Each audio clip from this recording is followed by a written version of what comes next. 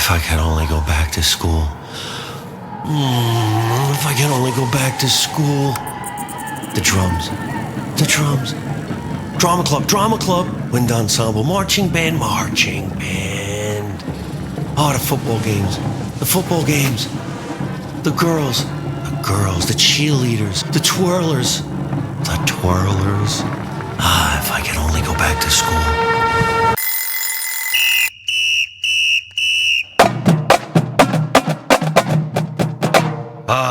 Scotch Plains, New Jersey, my hometown. There is no better place in the world. From the town, to the food, to the culture, to the people, Scotch Plains is simply heaven to me. It's only 30 minutes from New York City, an hour from Philly, and 45 minutes from the Jersey Shore. Scotch Plains had it all. John's Meat Market, the Highlander, Darby Road, and most of all, it's a town full of Italians. Growing up in Scotch Plains made me who I am today, and I wouldn't change it for the world. Oh, how I miss my years in high school. Things were so great back then. Like they say, those were the good old days.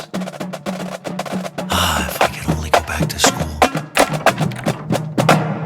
Ladies and gentlemen, welcome back to school, Mike Marino!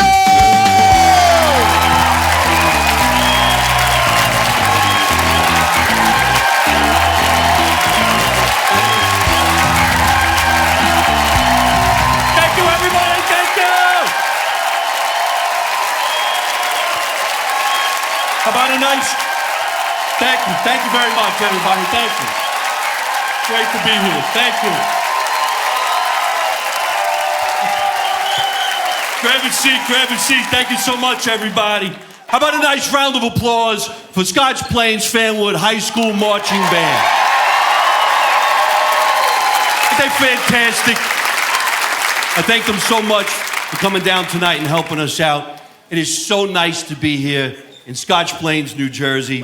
The first time I ever did stand-up comedy, I was 15 years old, stood right here. Look at me go, baby. I'm right where I started.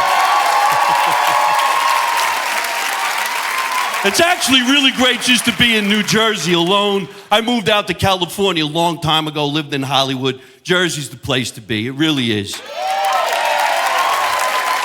I miss living here. I miss the people. I miss the way things used to be, quite honestly. I never thought I'd say the way things used to be. I mean, you come to New Jersey, now all of a sudden they got these Wawa supermarkets that I'd never seen. I remember when you went into a deli, you ordered the sandwich, the guy was behind the counter, he was the one that gave it to you. Now you walk into the Wawa, I told the guy I wanted a pork roll, egg, and cheese on a hard roll. He looked at me and said, put it in the computer. I said, why do I gotta compute what you heard me say? Do you need me to slow down for you? Maybe you got a problem. So I'm like, pork roll, egg, cheese, roll, asshole. He said, no, you got to put it in the computer. So I put everything in the computer, and he says to me, what kind of roll did you say you wanted it on? I said, a Kaiser roll. I want it on a Kaiser roll. He said, I know, but I don't have any back here with me. They're in that bin behind you. Can you hand me one? I said, put it in the computer.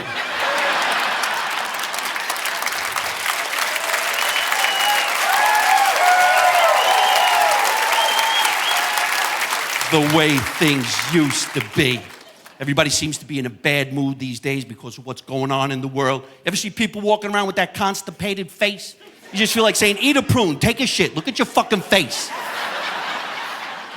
I laugh every day. I find comedy wherever I go. I was talking to some guy before I walked out here tonight, had the worst breath I've ever smelt in my life. You ever talk to somebody with bad breath and you kind of wonder how come they don't know? Like, how do you not know you have bad breath? It's in your mouth. Roll your tongue around, taste it. That shit is yours.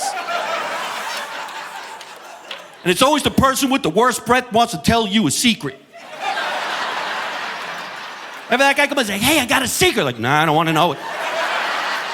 Like, it's a secret. Like, I don't want to know it. Because the whole time they're talking to you, you're thinking their bad breath is going to stick in your clothes.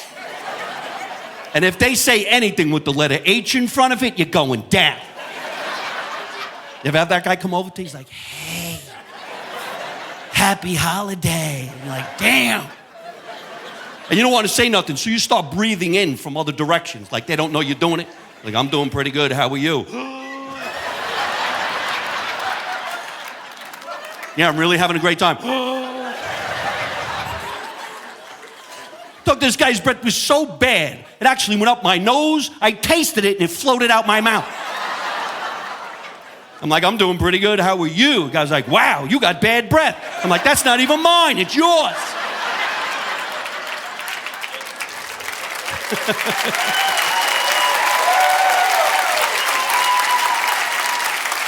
Oh, that's a Jersey crowd. I miss living in New Jersey. I moved out to California. You know, I didn't even know fuck was a dirty word till I moved out there. I'm from New Jersey. I thought it was like the word the. You just say it all the time.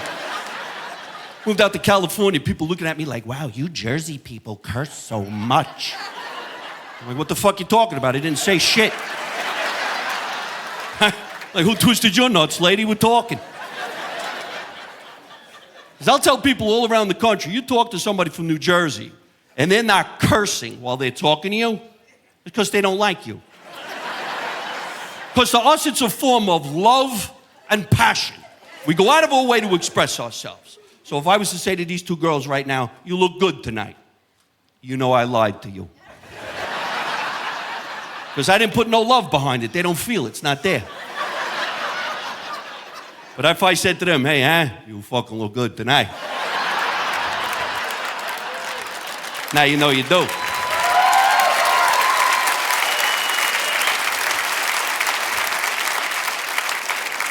And you can tell your friends at church on Sunday, we fucking looked good last night. Where were you? At the high school show? So many people ask me why we curse so much. And I tell people around the country, because we have winter. In New Jersey, we have winter. And in January, February, March, when it's 10 degrees below zero, and you open up the front door to go to work in the morning and you feel that chill, it's the first word out of your mouth. Fuck! And it warms you up inside. Because there's no other word that describes that type of pain. Come on, people, you ever stub your toe on a coffee table? You ever stub your little baby toe, and what do you say? Oh, gee, that's gonna burn. No, you're gonna get a 95-year-old lady to go, oh, motherfucker. And there's nothing wrong with that. I love laughing. I laugh every day. I find comedy wherever I'm gonna go. If you're ever in a bad mood and you don't know what to do with yourself, do what I do. Smoke a joint and walk inside a Walmart store. There's the comedy show right there. I go to Walmart like it's a movie theater. I go in there prepared to laugh. I bring snacks when I go to Walmart. I go to Walmart with popcorn, candy. I grab a seat and look at shoppers and say to myself, my life ain't that fucked up. This is fantastic. Come on, people. You ever go inside a Walmart store, start buying shit you didn't go in there for? You know they plan that, right? That's why Walmart sells everything, because it makes you buy what you didn't even know they sold. I went into Walmart for toothpaste. That's all I needed, toothpaste. I came out with a lawnmower, a shotgun, and a kayak.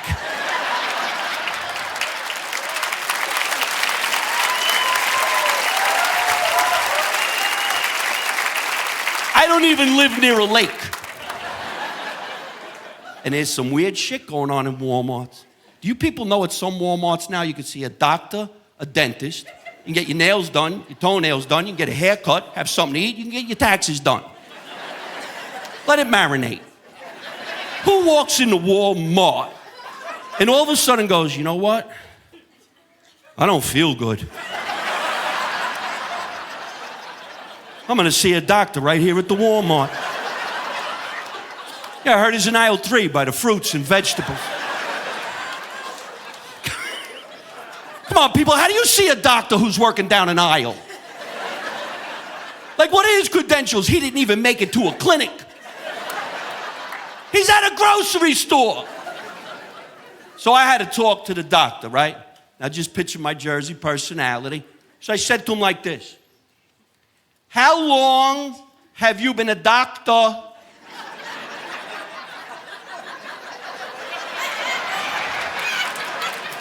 At a Walmart.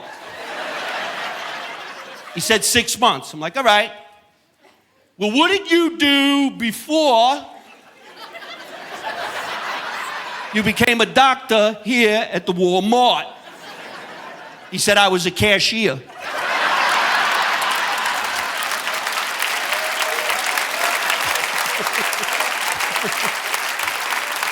I said, I think I'll get a flu shot. Do people like being your own cashier? Do you like when you have to check out your own items? It's bullshit. It's not our job, it's their job. How did I walk in a shop, all of a sudden I'm an employee with a new career? You know they're gonna make it self-serve wherever you go. That's the future. Wherever you go in the future, you're gonna have to do somebody else's job. Wait till you see what happens in the future. You're gonna come walking into a theater like this, and you're gonna have to come up here and do your own jokes, self-comedy. And I'll sit in the front row, nah, I don't think it's funny, ha! I actually flew out of Newark, New Jersey. Finally got out, right? And in Newark, New Jersey, the airport built a multi-million-dollar brand new wing, and nobody works at the airport. Nobody. You have to check yourself in. You have to go over to a robot, you check yourself in, you print the bag tag. They even want you to weigh your bag. Let that marinate. Why would I weigh my bag if my bag's too heavy? What am I supposed to do? Charge myself? So you know what I did at the airport? I pretended I worked at the airport. And I started walking around telling random people, you're in the wrong line, you gotta go over there. 500 people went to the other side of the airport. I went right to the fucking front.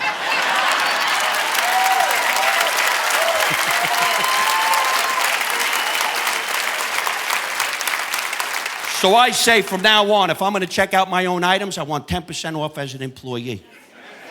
I want an employee discount for doing this shit, and I have some other demands. I want union wages and benefits. I want benefits while I'm checking me out in case I hurt myself while I'm on the job. People, that is hilarious. Did you hear what I just said? Anybody ever wonder what would happen if you hurt yourself while you were checking you out? Think about it. You can't come back to work. You're hurt. Oh, wait for it. That's hilarious, too. Could you imagine walking into workers' compensation? I would like to apply for workers' compensation. Well, what kind of job did you have? Self-checkout. How long were you employed? About 3 minutes. That's when I hurt my shoulder scanning an 800-pound kayak.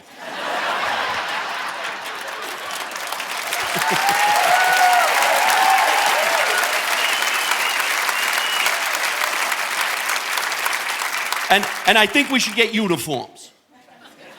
If I'm gonna work at Walmart, I want the Walmart smock. You guys ever see it? It's navy blue. And on the back in yellow letters it says, ask me how.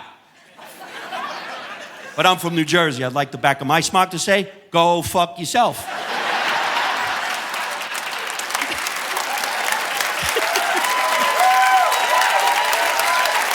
Come on, people.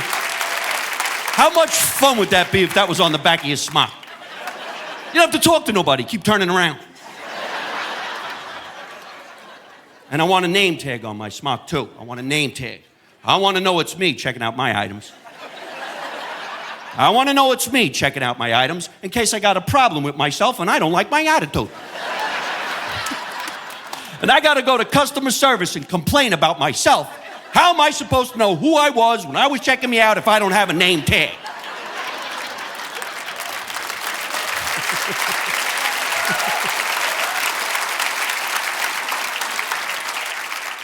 And I want to go on break.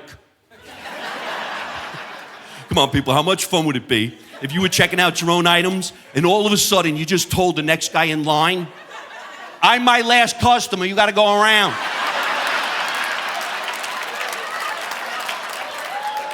I'm going on break. I'm exhausted. I've been working here for 3 minutes. And now I have grapes. I don't know how to scan grapes. I need a price check. Price check on self-serve! Can I get a price check? How about a manager? Maybe I am the manager.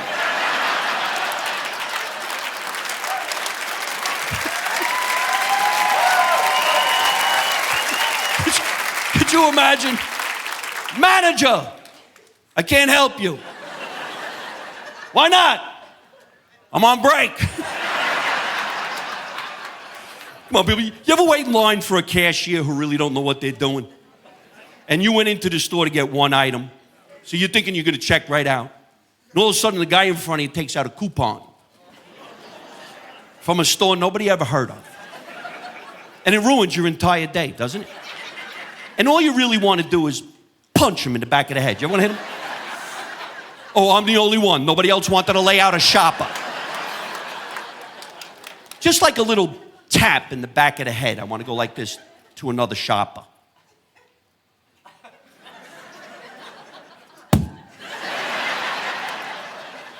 It's from Target. Your coupon's from Target. You're in a Walmart. You see the red dot on your coupon? You want to know what the red dot's for? Target!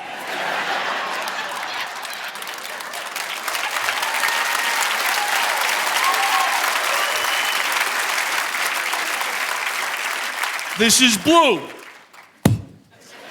for Walmart. Now go see the doctor.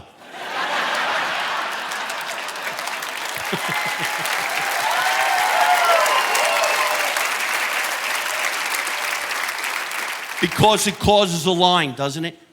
You ever see a line back up because of one person? Then the manager comes over and he puts the light on the register next to yours and he looks at you. And now you got to make a decision. Should you stay or should you go? And everybody in the line is looking at you like you're the leader. And they get in your face like, what are you going to do? I'm like, I don't know. I didn't come here for this kind of pressure. But now that you could be your own cashier, you should have seen the line I caused at my checkout counter. I put 100 people down the back of the aisle. And they're looking at me like, what the hell are you doing? I said, shut up. Can't you see I'm with a customer?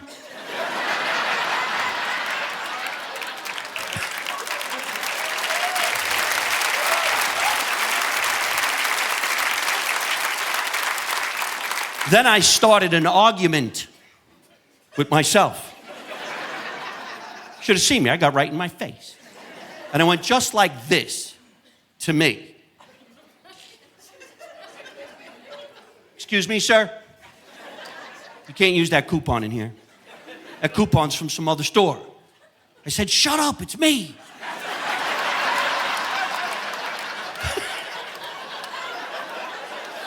I said, I don't care who you are. I am not going to risk my job and career at the Walmart because you came in here with a coupon from another store. I'm like, you don't even work here. I'm like, well, I do right now. I'm like, well, I want to see the manager. I said, how do I know I'm not the manager? I might even be a doctor.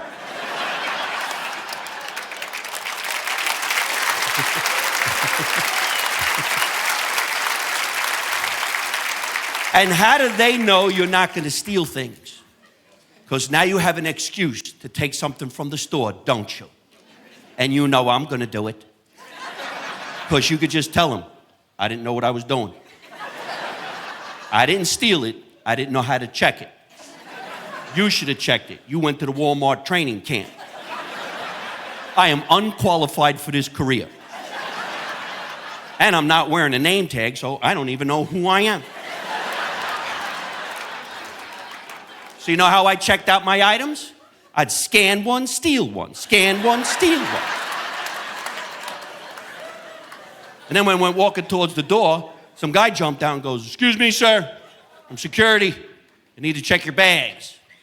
So I said, no, you're not. I'm security.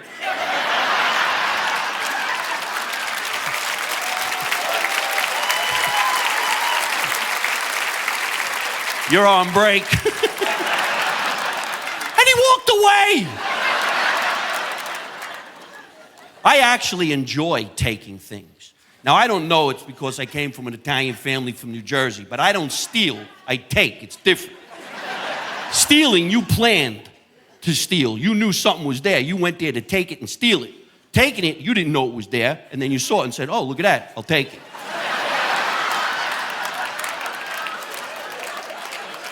Right now, half you people going, that's making a lot of sense. I was just performing at a casino. And at the casino, I was gambling, and I lost a little bit of money. So I started looking at the walls, like, what can I take?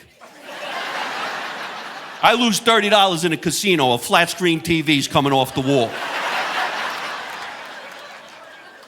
You know damn well when you all go to a nice hotel, the average person gonna take something from the hotel room as a souvenir. A lot of people take weird things. This one lady told me she took towels. I'm like, that's kind of disgusting because somebody else wiped their ass with that towel. Now it's in your house. I take furniture. I actually walked out of the Borgata in Atlantic City with a love seat from my room. I just wanted to see if I could get away with it. No, people in the hallway actually helped me put it in the elevator.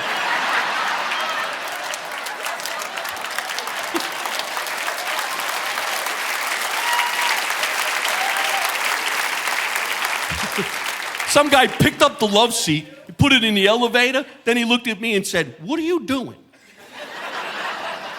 I said, I'm moving out. Nobody said anything till I dragged the love seat into valet parking. Then the valet parking guy stopped me. He's like, come on, man, where you going with the chair? I said, what are you talking about? I brought it with me. I swear he put it in the trunk of my car.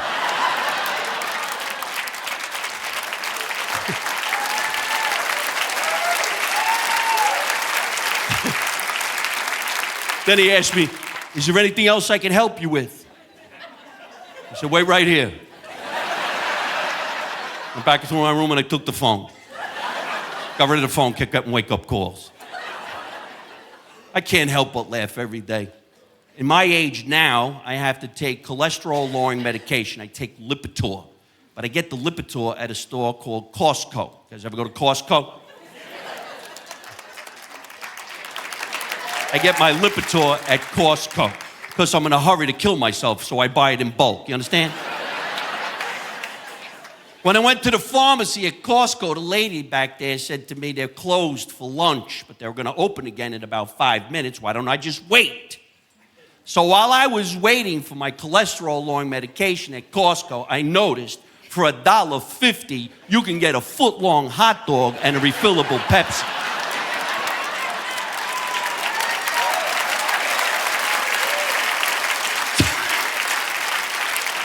So while I was waiting for my cholesterol-lowering medication, I had a foot-long hot dog. But then I got the medication, but I was still hungry. So I went back and got a cheese slice of pizza, but I put the Lipitor in the cheese so I could eat myself to good health.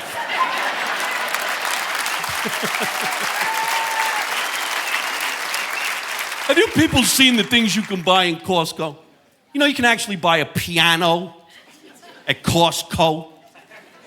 Who's in Costco going, all right, we can get some grass seed, get some chicken for the barbecue.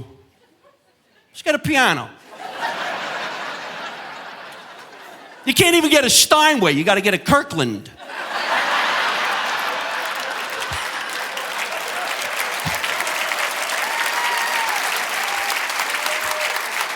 Could you imagine calling your friends in the music business? Hey, Billy, what kind of piano you got? A Yamaha. How about you, Frankie? Oh, I got the Steinway. How about you, Mike? I just picked up a Kirkland at Costco. You get free socks. You know, you can even get a coffin at Costco. Who's buying coffins in bulk? Like, how many coffins do you need? You went to Costco. And you know where they sell the coffin? Inside the store? At the exit. How is a coffin an impulse buy? What, do you finish shopping with your groceries on your way out? You know what? We should pick up a coffin. Grandpa don't look so good. We could keep it in the garage.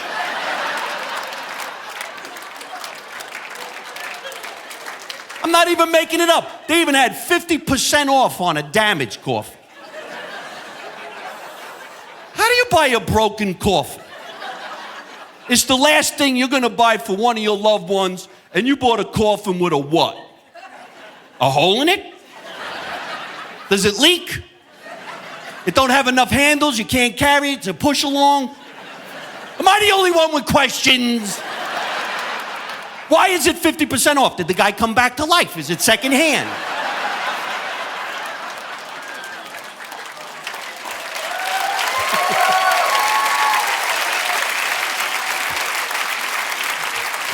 Maybe he was too tall, he couldn't close it. We needed to be a foot longer. I asked the guy working at the Costco, I'm like, seriously, how many people would actually buy a broken coffin? He said, almost everybody. Well, because they're just thinking, well, how are they gonna know? People, I'm not even making it up. I even saw buy one, get one free.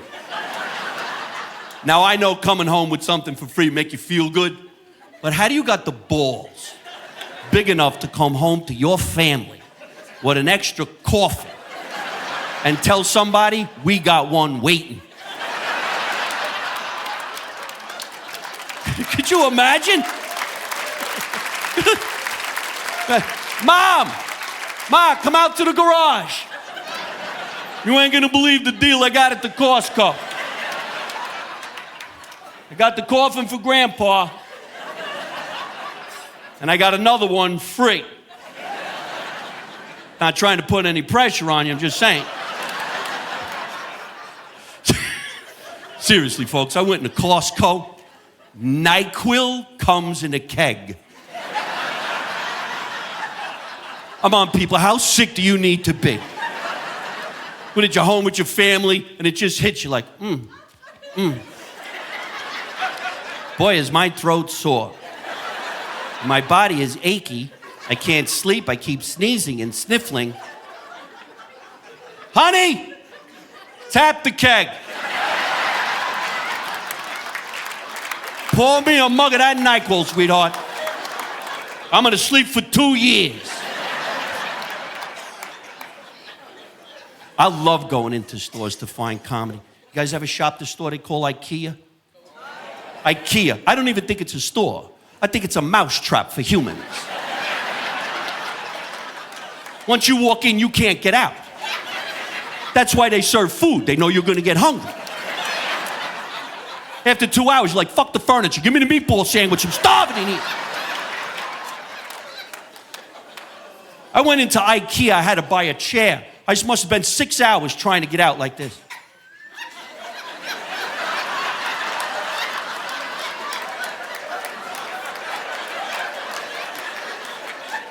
Motherfuckers. I'll stab somebody. I don't walk out of here in 2 minutes.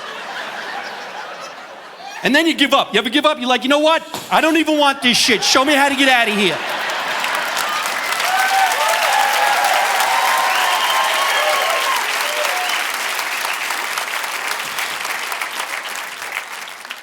And at this one particular IKEA, they had this guy working there. He was a little on the feminine side. I'm going to say it for you that way.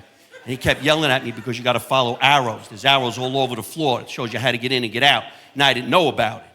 And I didn't want to offend nobody, but he was going like this to me. Follow the arrows. You have to look down and follow an arrow. Once you'll see one, you'll see two, and then you'll go around, and then you'll come out. So if you want to come out, just look down.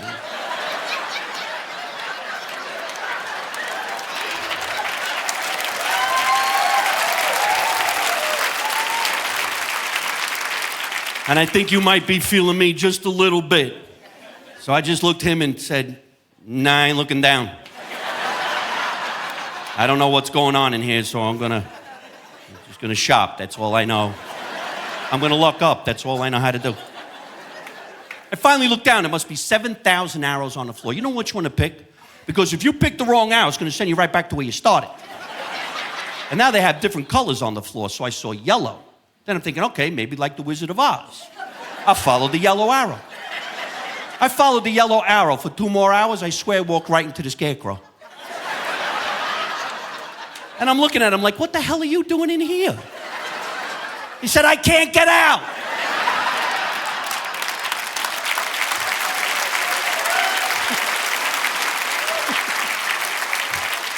I said, is the Tin Man in here? He said, no, he's at Bed Bath & Beyond. I got to come back to New Jersey. I miss the Italian people. By round of applause, the Italians in here tonight.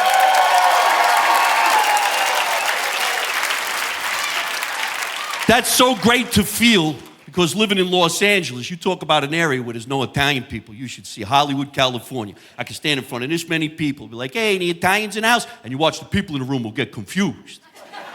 They never heard of us, and they look at you with that Beverly Hills face. You ever see that face?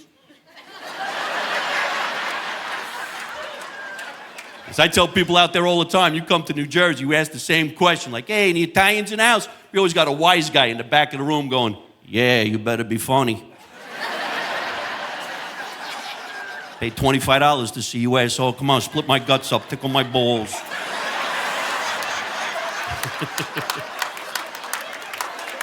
See, a lot of people don't believe I'm Italian because typically I don't have an Italian look. I'm actually light-skinned and I have blue eyes.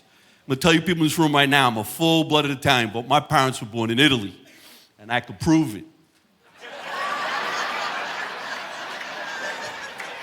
I still live at home with my mom.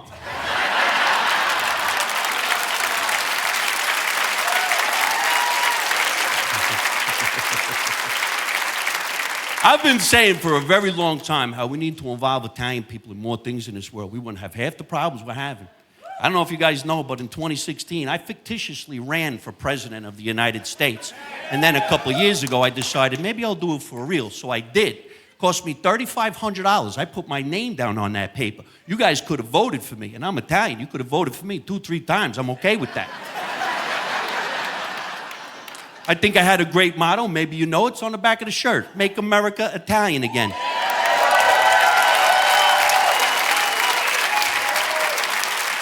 Make America Italian again. And my platform was going to be, you don't know nothing, you don't see nothing, you don't say nothing. That's the United States.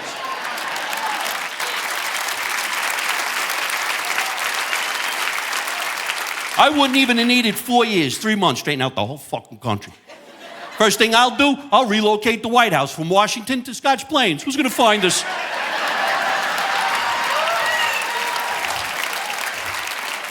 People from foreign countries will try to bomb the White House. They can't. Why not? Because they have to pump their own gas.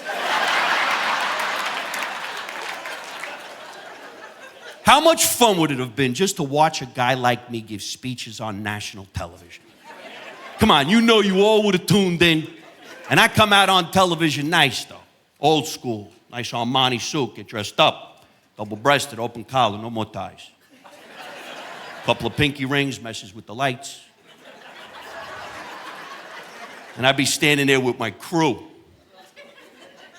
Oh, I'm sorry. My cabinet. Could you imagine the guy standing behind me while I give a speech? A couple of guys from the neighborhoods. You know what I'm talking about. Anthony, Nicky, Joey, Tony, Salvi, Frankie. A couple of fat guys in tracksuits.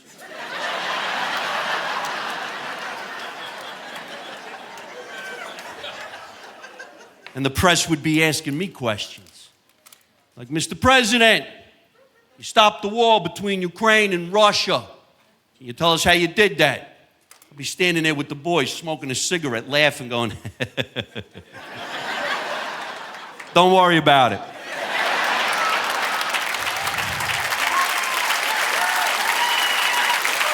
Yeah.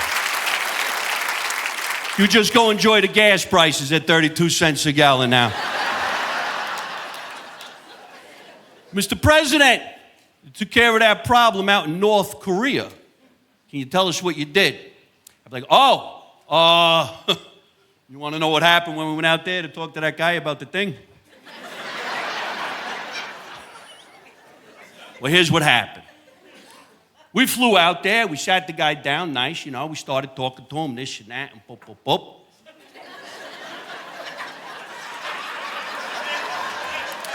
You know, we brought him a calzone. Can't go empty-handed.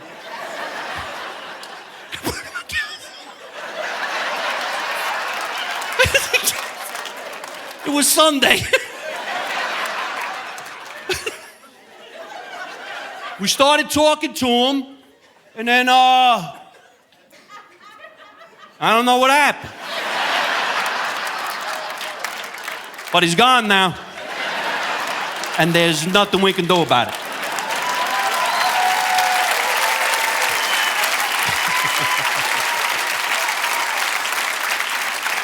Come on, people. How much fun would it be if you knew the president was whacking people? I wanted to be the guy that got rid of ISIS. You remember that shit? Like, Mr. President, you took care of the ISIS situation. Can you tell us what you did? Like, you mean the other guys with the things? Let it marinate. That's hilarious. Well, here's what happened. I called ISIS up, right? I said, ICE.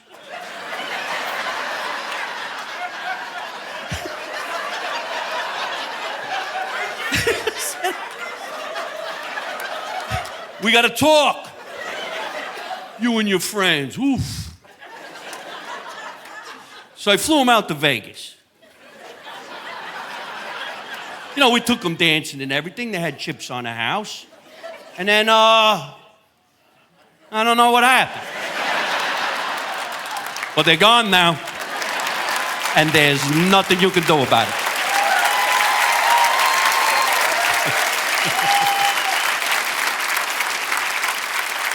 I was always hoping that I was going to be part of the debates. I really tried to do this. You guys watch the debates?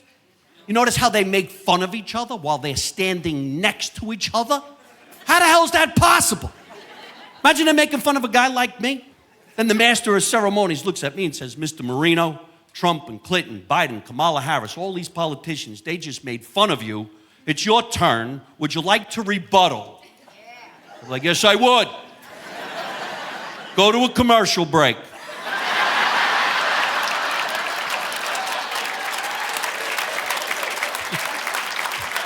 We come back from break, you can't find anybody anywhere. Like, Mr. Marino, what's going on? I'm like, I don't know what happened. But they're gone now, and there's nothing we can do about it.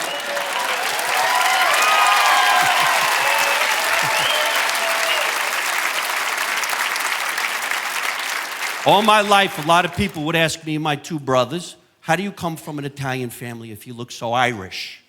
My mother moved from Italy to New Jersey when she was about 14 years old.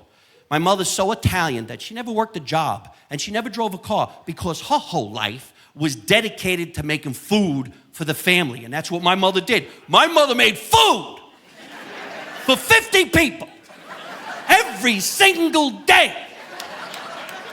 They weren't there, but just in case they came.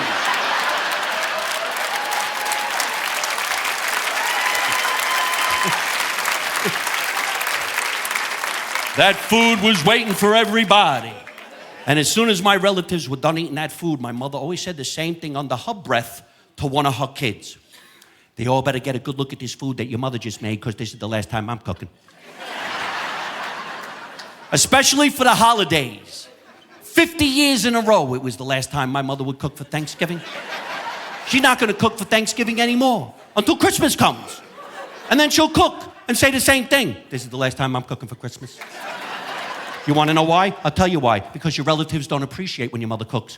You think they come over the house with coffee and cake? Or bring me a little coffee and cake. You understand what your mother's trying to tell you? And I'm getting too old now. I can't be doing this no more. Somebody else in our family should take a turn and cook. I'll tell you what you do. Call your Uncle Leo. Tell him I said, take a picture of all your relatives eating. Because this is it. This is the last time I'm cooking.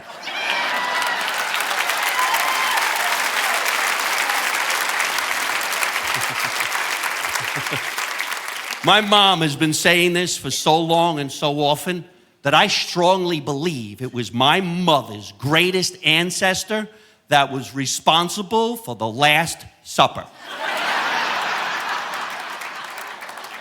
And I could picture my mother back in biblical times, because my mother would have yelled at everybody.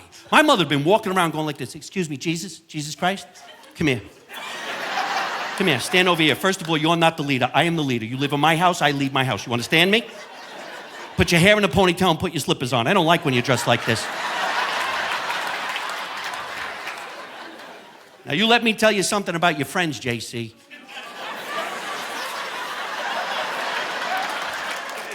These boys you keep calling the apostles, they don't appreciate when I cook. You think they'd offer me bread and wine or come over to the house a little bread and wine. You understand what your mother's trying to tell you, Jesus? And I'm getting too old now. I can't be doing this no more. Somebody else in our family should take a turn and cook. I'll tell you what you do. Call your friend Leonardo da Vinci, okay? Tell him I said paint a big picture of all your friends eating, because this is it. This is the Last Supper.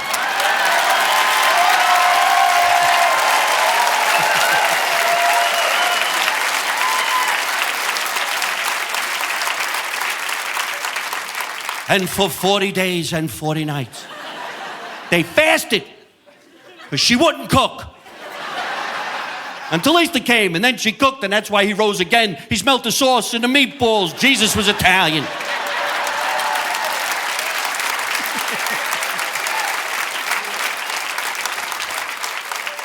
I so miss the way things used to be. Kids today. I remember when I was a little kid, people went out and they made their Halloween costumes. You all remember that? You made it. Because I have a niece, and she said she bought a Halloween costume at a Halloween store. And I said, you're spoiled. Because I don't know about you people, but I made my first Halloween costume. When you made it, you went into your father's closets, you put on his clothes, and you went trick-or-treating as a bum. Let it marinate. I remember my mom made my first Halloween costume. She made it. Because I was too young to go trick-or-treating with my older brother. So I had to trick-or-treat down the basement. Take your time, people. There's no neighbors in the basement. I said, all right, I'll go down there, but I have to have a costume. So you know what my mother did? She put a colander on my head. A silver pasta strainer. She put a colander on my head, a wooden spoon in one hand, an oven mitt over the other hand, and a dirty dish towel around my neck. And in my diapers, my mother said, okay, now you go trick-or-treat.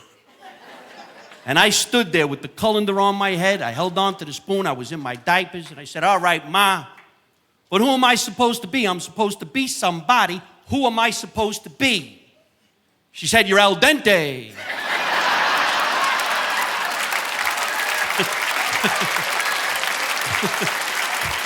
Let that marinate. For 50 years, I thought al dente was an action-adventure hero from Italy.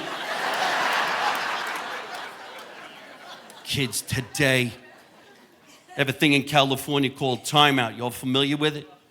Yeah, they don't spank their children. Their children get to go in their room and just think about what they did wrong.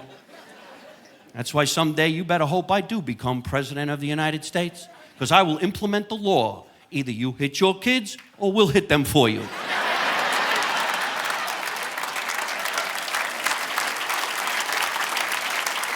Because I had time out when I was a kid. It was how much time I was out when my mother punched me in the head. That was a time out. My mother would swing. You're out. And look at me. See how nice I grew up? My father used to say crazy shit when we were kids. Did you guys ever hear this when you were younger? I'm going to knock you into next week, young man. You remember that? I will knock you into next week. I was such a wise ass. I'm like, good, I got a test on Wednesday. Hit me hard.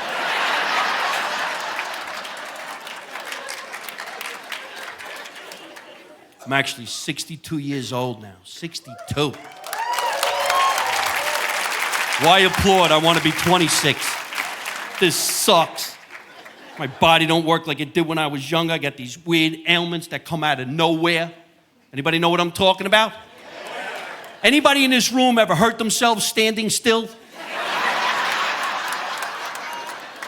How do you even do that? Last week I was standing still. I wasn't even talking to nobody. I didn't know. I'm like, what the fuck happened to my ass? Holy shit, I snapped my ass. And now my foot's on fire.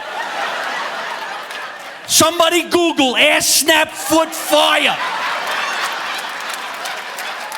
I might have to go to the Walmart hospital. I'm all jacked up.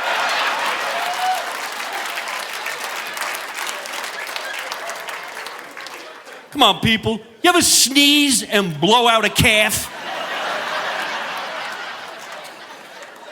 I didn't even know you could hurt the calf. I'm like, shit. What'd you do? I blew out the cap.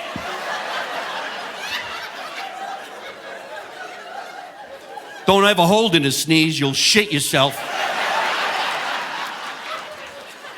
You ever see people who do it, they got that face, they're like, oh. We need to go. Why? What happened? You know what happened. You know what. You ever wake up from a nap with a separated shoulder?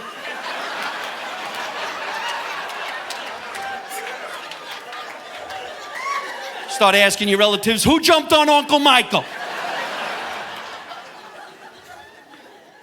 You ever get a twitch in your eye and ask other people if they can see it? You start slapping your own face. You're like, why is my face doing this? Then you get in an argument with people because they didn't look. You didn't look when it did it.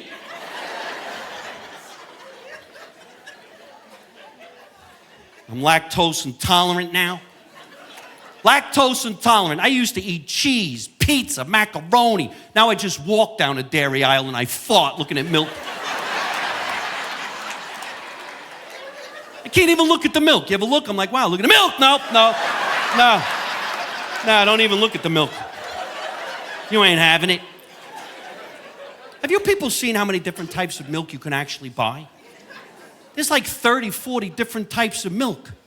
When I was a kid, there were 2 types of milk, whole milk and 2%. Now you could get milk from a nut.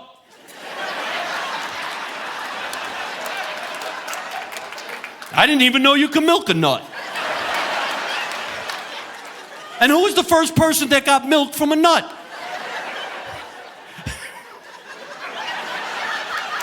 What did they pinch a walnut? Here it is. I think there's milk in here. How about over here? Not here, here.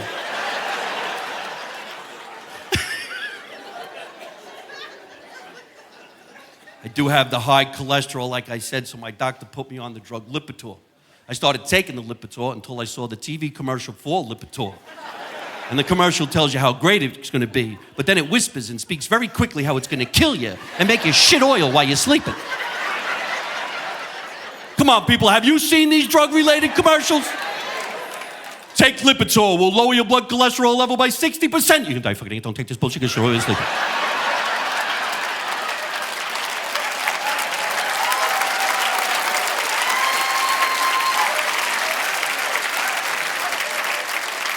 You're like, did it just say I'm gonna shit oil while I'm sleeping? I think I'd rather have high cholesterol than run the risk of some kind of oil slip out of my ass while I'm talking to somebody. Because that would be my luck. I happen to be single at my age, right? Imagine me out on a date with a girl, and we're having a lot of fun. Then all of a sudden, she just looks at me and goes, hey, Mike. Well, I think I smell shit. I'd be like, yeah, but my cholesterol level's fantastic.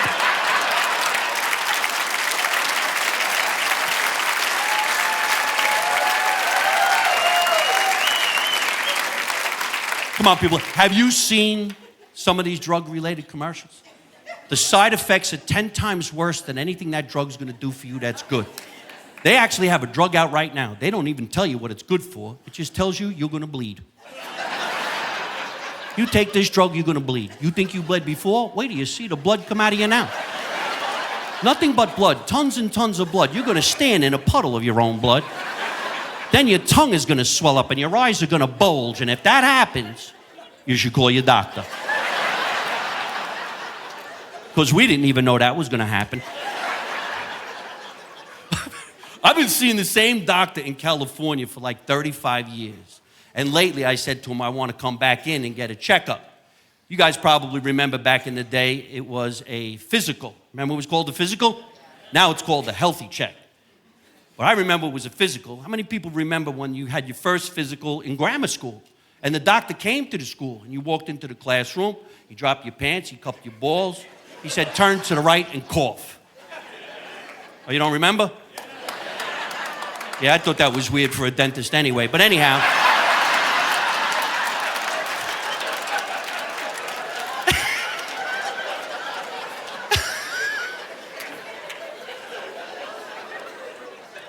So now I go get the healthy check, but my healthy check comes with a thing called a copay. Have y'all heard of copay? You know what I said to my doctor? How is it a copay if you don't put up any money? That's what a co is. I put in my co, you put in my co, we copay. But if you don't put in a pay, it's not a copay, it's a me pay. I pay. Nobody else paid but me, I pay. No copay.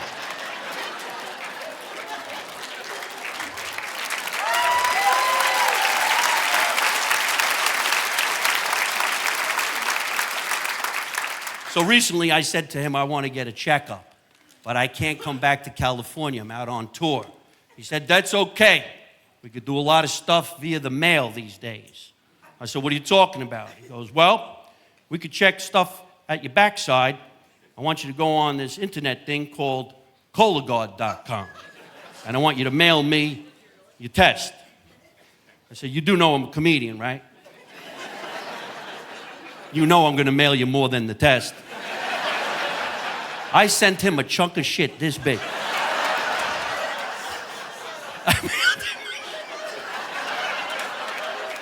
Now, I want to know how much fun that would have been for the mailman. Could you imagine them talking? Good morning, Doc. How are you? Pretty good. How are you, Mr. Mailman? Pretty good. Do I have any mail? No, but here's a bunch of shit. Oh, come on, people. You're a little tight on that, and you know you're going to try it anyway.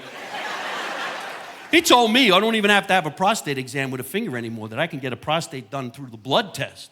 And I told him flat out, no, I'm old school. When I come in, you get your glove.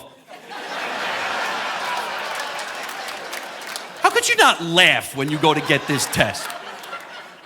My doctor's been doing this with me for 35 years, and every time I come in there, he knows I'm a comedian, and he knows I'm going to do something funny. But I tell him all the time, when my pants are around my ankles, I don't want you to talk to me. You could say hello to me when I come in. You could say goodbye to me when I leave. But when my pants are around my ankles, don't you say no words. And he loves to talk to me. And it's very awkward, isn't it? Because you're leaning over that table, let's be honest. And your pants are around your ankles. And they plan that because you can't run. He started talking to me. He's like, hey, you got any new jokes? I'm like, I don't feel funny right now. It's like, come on, say something funny. I don't feel funny right now. Why don't you use two fingers? Like, ow, ow, that was the joke, that was the joke. Holy shit, what do you got, a ring on? He said, no, it's my watch. I'm like, whoa.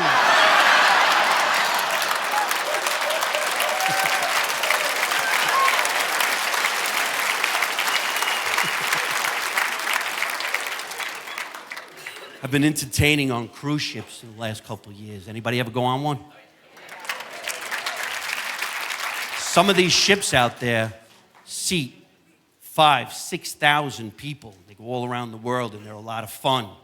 But if you've ever been on one, sometimes in the morning, the captain comes over the loudspeaker with like a British accent or like Norway. And they talk about how the ship sailed through night, like it's information you really even know what he's talking about. And they wake you up with a chime, and they tell you what boat you're on. And you hear boom, boom, boom. And in your head, you're like, oh, please don't talk. I got a headache. Good morning, ladies and gentlemen of something, something of the seas. This is your captain, blue, blue, blue, blue, blue, or some shit like that. The ship has sailed through the night at 32 nautical bullshit stuff you don't need to know. There's a latitude, a longitude, and I think it was a plie or some of the...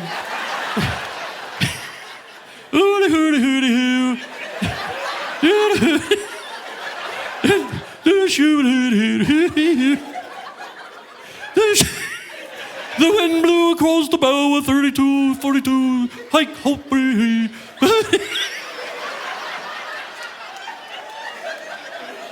And I tell the people on the ship all the time, I think it would be a little bit more fun if I came over the loudspeaker in the morning and you heard my voice. But it's like 3 o'clock in the morning, I'm still out partying with the passengers. And all of a sudden you hear like, boom, boom, boom. Oh. Hey, everybody on the boat, how you doing? It's me, the captain and whatnot. So listen.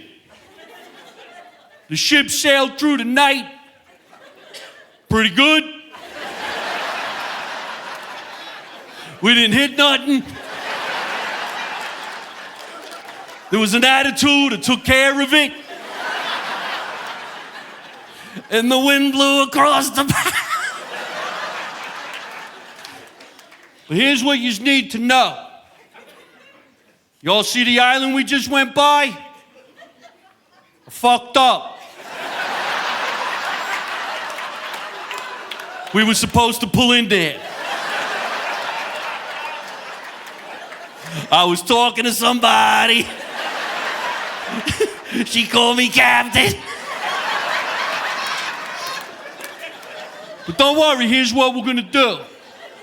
I need all the passengers to go to their emergency stations on the left of the ship. This will tilt the boat on an angle. I'm gonna hit the engines really hard. We're gonna do a donut. And we're gonna leave the Bahamas and take you to Bayonne, New Jersey.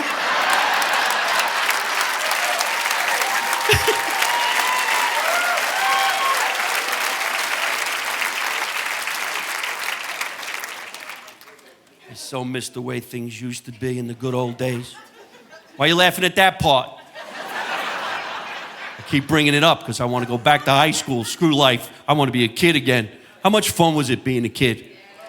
Oh, I'm the only one who had a good time. Things are different for kids these days. There was this thing in the news where this man bought his son a plastic purple truck for the holidays. It's a plastic purple truck, but there was something wrong with the paint.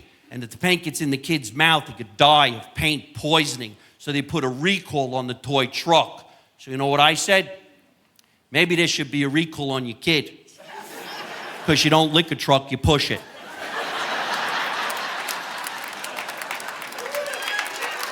And you know why I said that?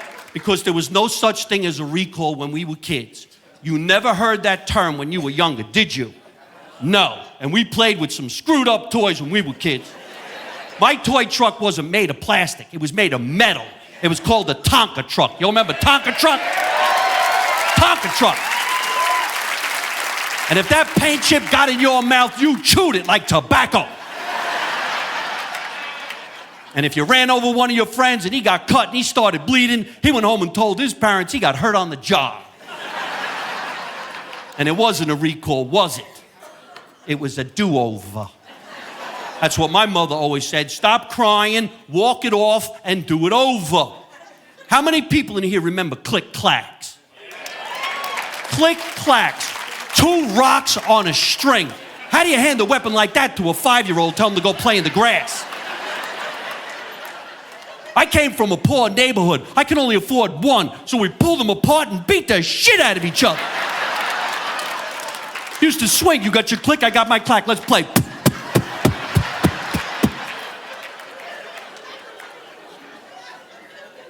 You remember Pin the Tail on the Donkey? What a great game. You didn't even have to buy it. You made it. You know they outlawed that game? You can't play Pin the Tail on the Donkey anymore. Because what did you do to your kid? You blindfolded him. You can't blindfold the kids anymore. Then you spun him around. You spun him around so he got so dizzy he couldn't walk straight.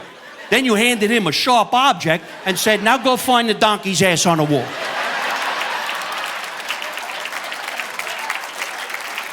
I found that to be a very educational game. You guys remember lawn darts? Lawn darts. Darts a foot long, box of 12. But you didn't throw them at a target, you threw them at your friends. And if it stuck in anybody's eye, it wasn't a recall. It was a do-over. Stop crying, walk it off, Mommy said.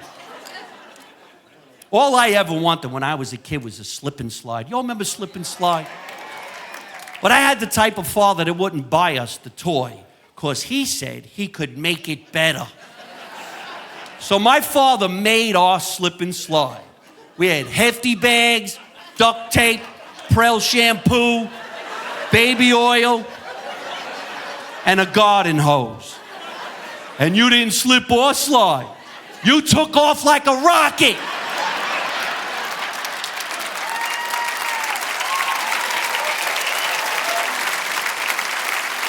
And the whole time you were sliding, you were crying because the Prel shampoo was burning your eyes. And you had no idea where you were going to. You hit a parked car. And your parents were at the top of the driveway laughing, going, do it over. Come on, your father wasn't looking. And this time, do it on the lawn. Don't keep doing it on the concrete. You guys remember the game Clue? Yeah, we didn't play that. No Italian family plays a game called Clue. Imagine my family playing Clue. Who did it? I don't know. Didn't see nothing.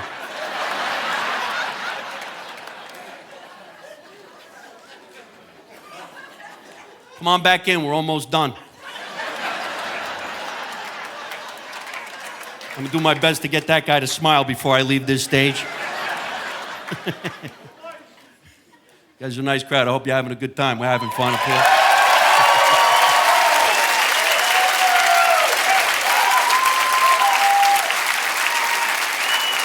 Laugh at what's going on in the world. In a way, it's funny. I know there's a lot of turmoil, there's a little crazy shit going on out there. Everybody's looking at the news, makes you unhappy. But when I see the news and there's something confusing to me, I'll go find a joke about it. I live in a bad neighborhood in Los Angeles, California. I'm sure you guys are seeing what's going on in the world. Everybody joined the gang. There's all these gangs, the MS-13 and the Bloods and the Crips. So I went out and joined the gang myself. What the hell? I'm in a Sam's Club. I carry coupons. I'll cut a price in half. I am dangerous. Sam's. I used to be with CVS. Take your time, people. I'm doing gang signs. Somebody watch Lockup. Get an episode. Get an episode. You all familiar with gang signs? Gangs give each other finger signs to identify what gang they're in, and they crunch up their fingers with codes. Like, yeah, I'm a blood. Crip, West Side. And then they crimp.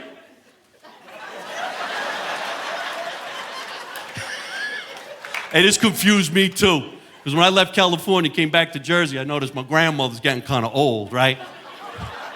Start laughing, I ain't stopping, I'm doing this joke. My grandmother's fingers are all jacked up. I'm like, holy shit, Grandma! Are you a blood or a crip? She said, I'm a cripple. West Side.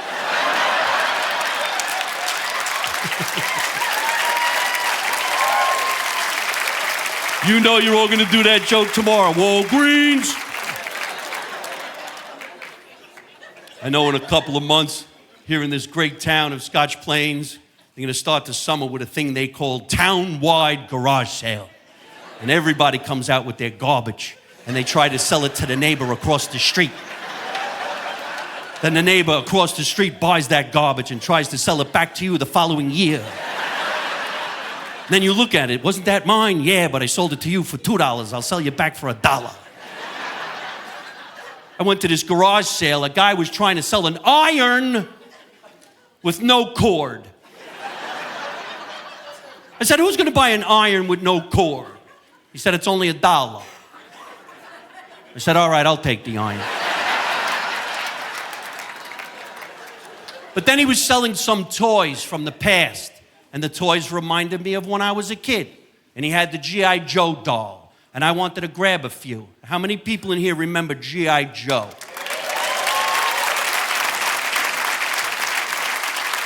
And if you remember correctly, G.I. Joe was supposed to be a soldier in the army. We never played him that way. I came from an Italian family. We made him a mob boss. We didn't even call him G.I. Joe. We called him G.I. Giovanni. G.I. Giovanni was badass.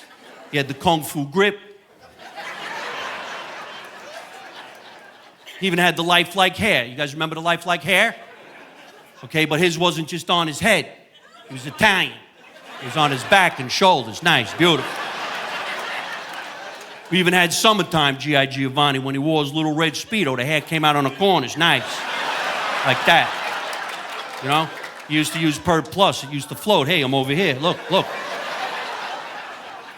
He even had the pull string. You guys remember the pull string? Yeah, but when you pulled his string, he said, "The fuck you doing?" Wasn't even a string, it was a set of rosary beads.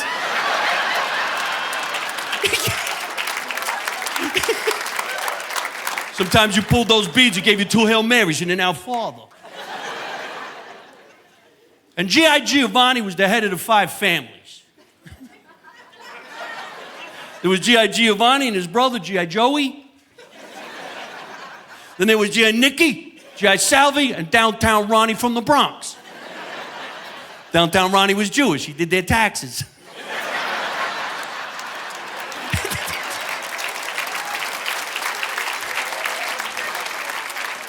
And G.I. Giovanni had a girlfriend on the side.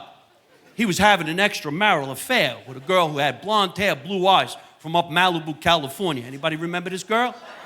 That's right, Barbie Doll. He called the B doll. It was his girl, B doll. He was hitting it. I don't know how he hit it because he didn't have no bishadil.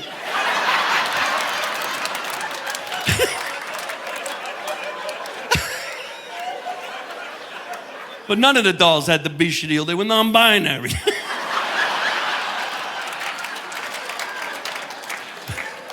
Barbie doll was a liar. She told everybody she was a model from Malibu, California, and she wasn't. She was a stripper from Seaside, New Jersey.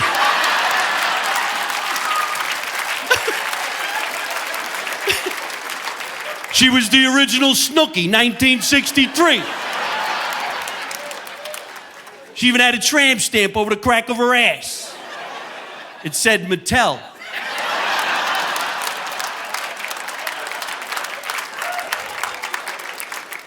Barbie doll was married to a man named Ken. She never loved Ken. She only married him for opportunities, because he owned a strip club called the Dream House.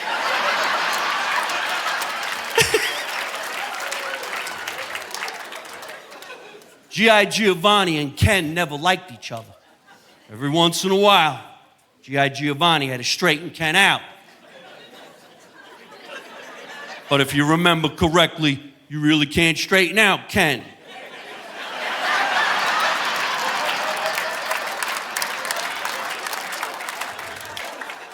I'll never forget one night when G.I. Giovanni and Barbie doll got together for dinner. They used to go to a very romantic restaurant back in the day. It was called the Easy Bake Oven. It was a very popular food chain, but they went out of business because the light in the kitchen would blow out and your cupcake would get cold. And your kid would get electrocuted. Now you can only get them at a garage sale. So they're at the oven, right? And all of a sudden, Barbie doll started crying. And she looked at G.I. Giovanni and said, "G.I. Giovanni." She sounded like that. She was really from Staten Island. "G.I. Giovanni, I can't find Ken anywhere." And G.I. Giovanni looked at Barbie doll and said, "Oh yeah, Ken. Nah, you ain't gonna find him no more." She said, "Where do you think he is?" He said, "I don't know what happened, but he's gone now, and there's nothing you can do about it." I'm Mike Marino. Thank you for letting me come home. Thank you so much, everybody. Thank you.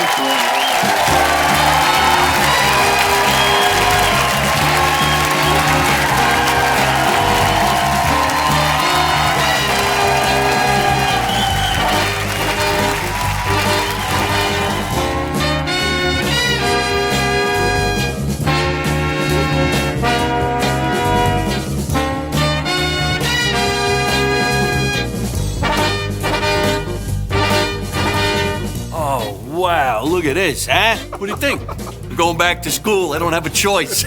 How's that look? Back in the day, if I was wearing this plume, I'd have no friends. I want to thank the people here at Scotch Plains for giving me this incredible look. And I'm known for taking things, so this will be at my house.